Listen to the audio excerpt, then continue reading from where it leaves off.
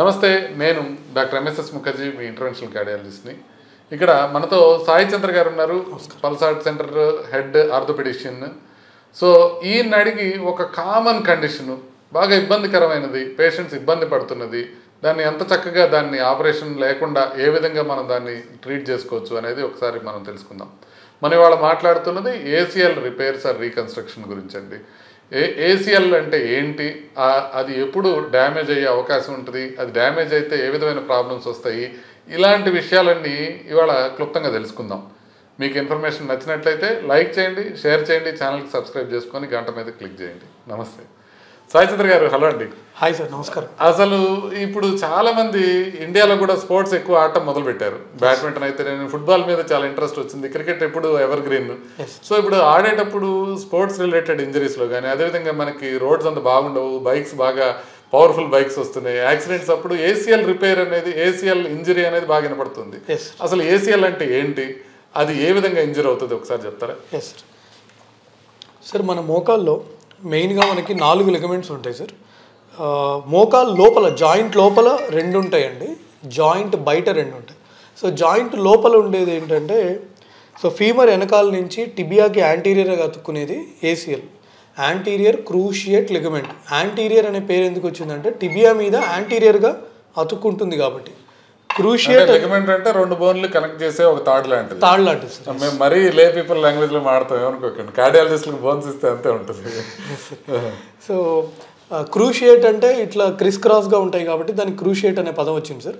So PCL అంటే ఏంటంటే femur anterior నుంచి, ఫీమర్ ముందు భాగం నుంచి టిబియాకి, ఈ కింద బోన్ టిబియా అంటామండి, పైన తొడ బోన్ని ఫీమర్ అంటాము, కింద కాల్లో పెద్ద బోన్ని టిబియా అంటాం, కింద కాల్లో చిన్న బోను సైడ్కున్న బోన్ని ఫిబులా అంటాం.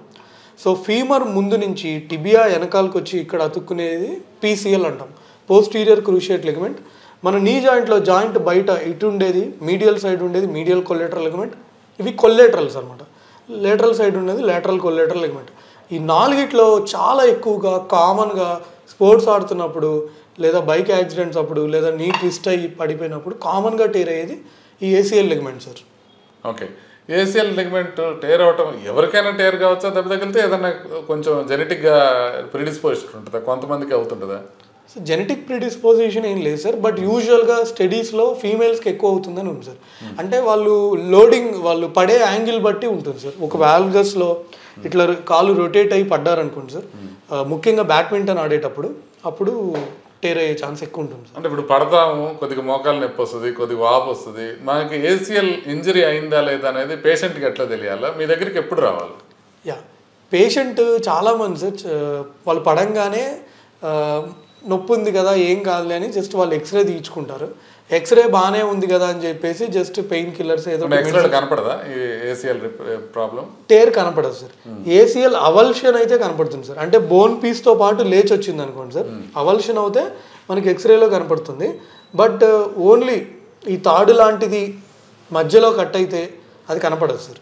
ఎందుకంటే మనకి ఎక్స్రేలో ఓన్లీ బోన్సే కనపడతాయి, లేదా డిస్లొకేషన్ కనపడుతుంది, లేదా సబ్లక్సేషన్స్.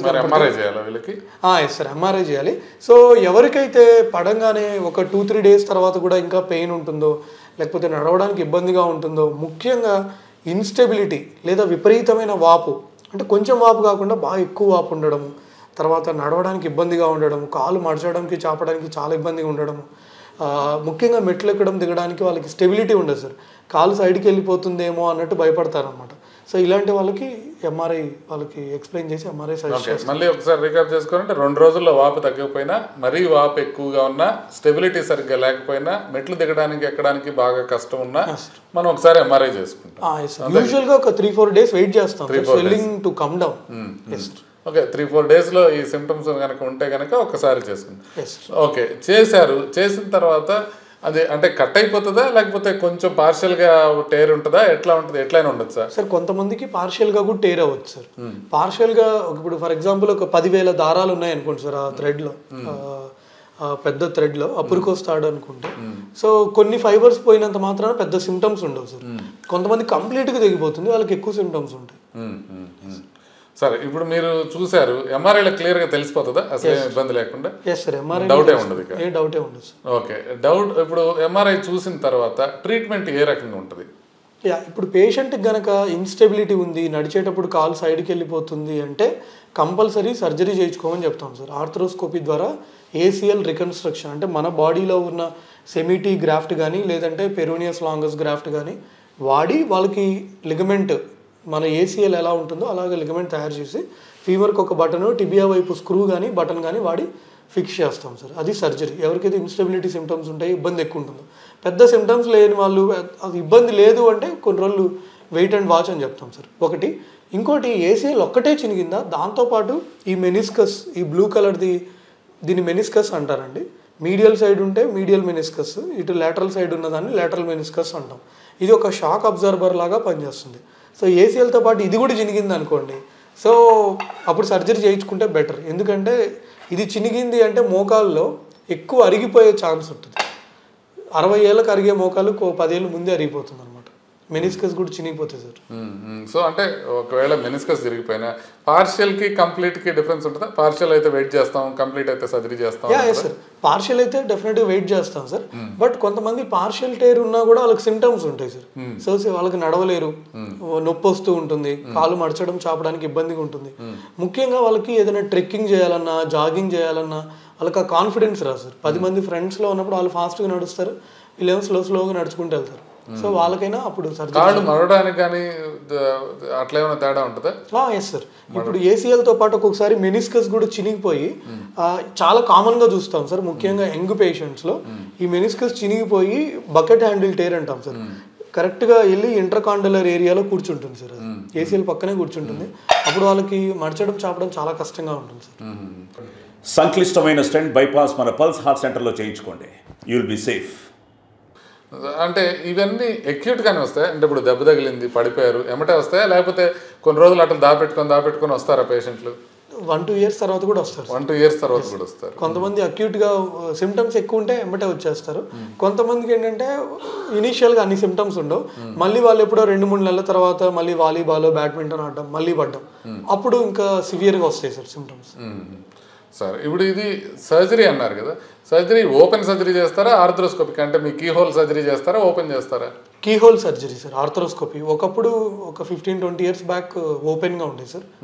ఇప్పుడు ఓన్లీ కీ హోల్ సర్జరీ. అంటే వాళ్ళకి అనస్థీషియా ఇవ్వాలా, లేకపోతే అంటే లోకల్ అనస్థీషియా ఇస్తారా, జనరల్ అనస్థీషియా ఇస్తారా, స్పైనల్ ఇస్తారా? స్పైనల్ ఇస్తాం సార్. స్పైనల్ అంటే వెన్నుపూసలో అనస్థీషియా ఇచ్చి మీరు సర్జరీ చేస్తారు.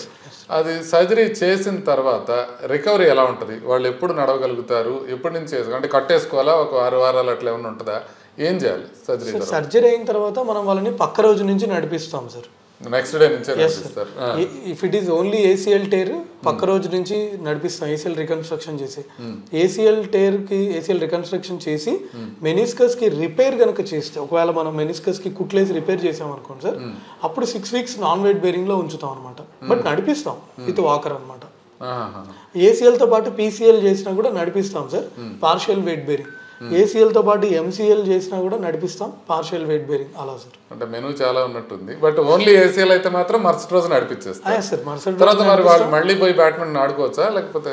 హ్యాపీగా ఆడుకోవచ్చు సార్. మన ఎయిమ్ ఏంటంటే వాళ్ళని స్పోర్ట్స్ కి పంపడం యాజ్ ఎర్లీ యాజ్ పాసిబుల్, ఒక అన్స్టేబుల్ నీని స్టేబుల్ నీగా మార్చడం. దీనికి కాంప్లికేషన్స్ ఏముండే అవకాశం ఉంటుంది సార్? వెరీ ఆర్థ్రోస్కోపీ సర్జరీలో కాంప్లికేషన్స్ బై అండ్ లార్జ్ బాగా తక్కువ సార్. ఎందుకంటే కంటిన్యూస్గా ఎన్ఎస్ ఫ్లో అవుతుంటుంది కాబట్టి. సో ఆర్థ్రోస్కోపీ కేసెస్లో అసలు ఇన్ఫెక్షన్ వచ్చే ఛాన్సే చాలా తక్కువ సార్. మన పల్స్ హార్ట్లో ఇప్పటిదాకా ఇదొక్కటి తీసేయండి ప్లీజ్, చాలా రేర్ సార్. మేబీ ఒక 100 మందిలో 200 మందిలో ఒకళ్ళకి వచ్చే ఛాన్స్ ఉంటుంది సార్, అంతే. ఇన్ఫెక్షన్ నెంబర్ 1, స్టిఫ్నెస్, అంతే సార్. ఇన్ఫెక్షన్ ఒకటి రావచ్చు, స్టిఫ్నెస్ ఒకటి రావచ్చు, ఈ రెండు మనకి మెయిన్ గా వచ్చే సైడ్ ఎఫెక్ట్స్. అందుకని అవి కూడా రేర్ సార్. స్టిఫ్నెస్ రాకుండా మనం అందుకనే ఫిజియోథెరపీ చాలా ఇంపార్టెంట్ అని చెప్తాం సార్. రెగ్యులర్గా ఫిజియోథెరపిస్ట్తో మనం ఫాలోఅప్ చేస్తాం. పేషెంట్ కూడా ఎవ్రీ వీక్ ఫాలోఅప్కి ఇనిషియల్గా ఫస్ట్ 2 months రమ్మని చెప్తాం సార్. మరి ఇంకొక విషయానికి వస్తే, ఇప్పుడు ఇలా మనకి సర్జరీ ఆర్థ్రోస్కోపిక్ సర్జరీ చేసిన మోకాలకి తర్వాత ఎక్కువ ప్రాబ్లమ్స్ వచ్చే అవకాశం ఉందా? ఆర్థరైటిస్, ఆస్టియోఆర్థరైటిస్ కానీ, లేకపోతే మోకాలు మార్చుకోవడానికి కానీ ఇట్లాంటి ఏమన్నా అవసరం పడే అవకాశం కానీ, లేకపోతే అవసరం పడితే కనుక దాంట్లో కాంప్లికేషన్స్ వచ్చే అవకాశం కానీ ఏమైనా ఉందా? అలా ఏం లేదు sir. Only arthroscopy ACL reconstruction చేసాము, మెనిస్కస్ అంతా బాగానే ఉంది, జాయింట్ అంతా బాగానే ఉందంటే ఈ ఫ్యూచర్లో కూడా ఏ ప్రాబ్లమ్స్ రావు సార్. అంటే నార్మల్ మోకాలకి ఎలాంటి రిస్క్ ఉంటుందో వీళ్ళకి కూడా అంతే ఉంటుంది. బట్ ఎవరి మోకాళ్ళు అయితే ఆల్రెడీ ఏసీఎల్తో పాటు మెనిస్కస్ చినిగి లేకపోతే ఆల్రెడీ కార్టిలేజ్ డ్యామేజ్ ఉందనుకోండి సార్, వాళ్ళకి కొంచెం మోకాలు ఎక్కువ తొందరగా అరిగే ఛాన్స్ ఉంటుంది. ఇప్పుడు మీరు మరుసటి రోజు నడిపిస్తా అన్నారు కదా, గేమ్ ఎప్పటి నుంచి ఆడుకోవచ్చు వీళ్ళు? 9 months తర్వాత ఆడుకోవచ్చు సార్. 9 months తర్వాత 9 months పాటు గేమ్ ఆడటానికి లేదు, ఫిజియోథెరపీ చేయాలి గట్టిగా. Yes sir. కాకపోతే మనం చేసిన పేషెంట్స్ కొంతమంది 4 నెలలకే శబరిమల వెళ్ళి వచ్చిన వాళ్ళు ఉన్నారు, 2 monthsకే బైక్ డ్రైవ్ చేసిన వాళ్ళు ఉన్నారు. కానీ బట్ అట్లీస్ట్ ఫస్ట్ 6 months కొంచెం జాగ్రత్తగా ఉండమని చెప్తాం సార్. డాన్స్ చేసేటప్పుడు కూడా ఇదేమన్నా రావచ్చా ACL? అవుతుంది సార్. జుంబా చేసి లాస్ట్ మంతే మనకు పేషెంట్ కూడా సర్జరీ చేసాం సార్. ఇక్కడ మియాపూర్లోనే ఉంటారు వాళ్ళు. జుంబా చేస్తే ఆవిడ కింద పడ్డారు, డాన్స్ చేస్తూ కూడా అవుతుంది సార్. సో ఏం అడ్వైజ్ ఇస్తారు మీరు? ACL ఇంజరీస్ కాకుండా ఉండాలంటే ఏం జాగ్రత్తలు తీసుకోవాలి? మెయిన్గా స్పోర్ట్స్ ఆడేటప్పుడు కొంచెం మనం వార్మింగ్ ఎక్సర్సైజెస్ అవి చేసుకుంటే బెటర్ సార్. తర్వాత నీ క్యాప్ వేసుకుంటే బెటర్ సార్. ముఖ్యంగా లేడీస్ లేదా కొంచెం లావు ఉన్న వాళ్ళు, అది ఎంతో కొంత మీకు ఎక్స్ట్రా సపోర్ట్ ఇస్తుంది. మజిల్ స్ట్రెంగ్త్ ఉంటే తక్కువ అవుతాయి ఇంజరీస్ అంటారు. అవును సార్. మజిల్ స్ట్రెంగ్తనింగ్ డెఫినెట్గా మజిల్ స్ట్రెంగ్తనింగ్ ఎక్సర్సైజెస్ చాలా ఇంపార్టెంట్ సార్.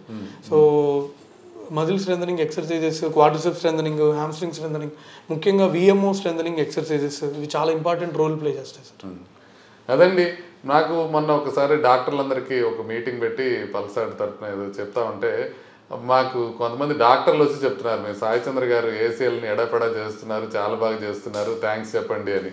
అప్పుడు తెలిసింది నాకు ACL అనేది ఒకటి చేస్తుంటారు, దాన్ని సాయి చంద్ర గారు దీంట్లో బాగా స్పెషలిస్టు, హైదరాబాద్లోనే ఇలా ACL రీకన్స్ట్రక్షన్ చేసే వాళ్ళల్లో వన్ ఆఫ్ ది బెస్ట్ అని చెప్పి నాకు అప్పుడు తెలిసింది, వాళ్ళు చెప్పడం వల్ల తెలిసింది. మీకు కానీ మీకు తెలిసిన వాళ్ళకి కానీ ఎవరికన్నా ACL రీకన్స్ట్రక్షన్ అవసరమైతే సాయి చంద్ర గారు చక్కగా చేసి పెడతారు. ఆ విషయంలో ఎటువంటి సందేహం పడాల్సిన అవసరం లేదు. మీకు కనుక ఇన్ఫర్మేషన్ నచ్చినట్లయితే లైక్ చేయండి, షేర్ చేయండి, ఈ ఛానల్కి సబ్స్క్రైబ్ చేసుకోండి. నమస్తే. థ్యాంక్స్ అండి. మీకు కూడా ఏమైనా ACL సంబంధించి లేదా ఎనీ ఆర్థో ఇష్యూ గురించి ఏమైనా డౌట్స్ ఉంటే ప్లీజ్ కింద కామెంట్స్లో తెలియజేయండి. we will definitely reply. Once again, thanks అండి. ఈ వీడియో మీ ఫ్రెండ్స్ అండ్ ఫ్యామిలీకి తప్పకుండా షేర్ చేయండి. Thank you. నమస్తే.